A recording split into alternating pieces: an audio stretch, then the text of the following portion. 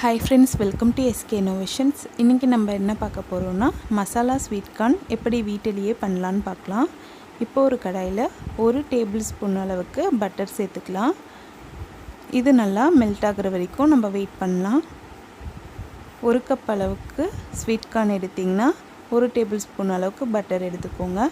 இந்த sweet corn நான் ஏற்கனவே உப்பு சேர்க்காமல் வேக வச்சு எடுத்திருக்கேன். இப்போ இந்த பட்டரில் இந்த ஸ்வீட் கார்னை சேர்த்துட்டு நல்லா இந்த பட்டர்லேயே வதக்கி விட்டுக்கலாம்.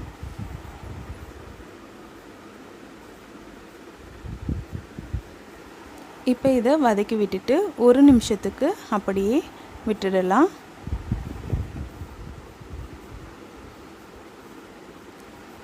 இப்போ பார்த்திங்கன்னா 1 நிமிஷம் ஆகிடுச்சு. திரும்பவும் 1 டைம் நல்லா வதக்கி விட்டுக்கலாம்.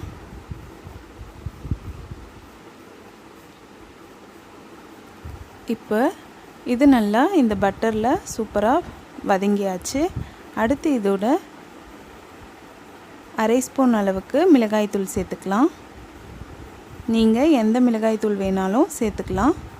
அடுத்து இந்த ஸ்வீட் கார்னுக்கு தேவையான அளவுக்கு உப்பு சேர்த்துக்கிறேன்.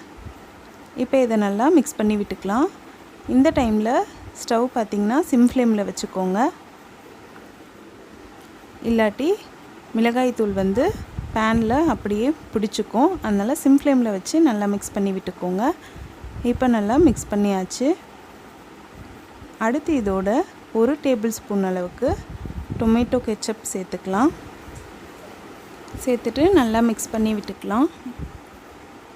நீங்கள் இந்த டைமில் ஸ்டவ் ஆஃப் பண்ணிவிட்டு மிக்ஸ் பண்ணிக்கோங்க. இதோடு நீங்கள் மயோனைஸும் சேர்க்கறதா சேர்க்கலாம். இன்னுமே க்ரீமியாக கிடைக்கும். இப்போ இது நல்லா மிக்ஸ் பண்ணிட்ட பிறகு கடைசியாக கொஞ்சமாக கொத்தமல்லி இலைகளை கட் பண்ணி சேர்த்துக்கலாம். சேர்த்து நல்லா மிக்ஸ் பண்ணிவிட்டு இதை நம்ம சர்வ் பண்ணிக்கலாம். அவ்வளோதான், நம்மளோட சூப்பரான எம்மியான மசாலா ஸ்வீட் கார்ன் ரெடி ஆகிடுச்சு. நம்ம நார்மலாக செய்கிற ஸ்வீட் கார்னை விட இது ரொம்பவே டேஸ்டியாக இருக்கும்.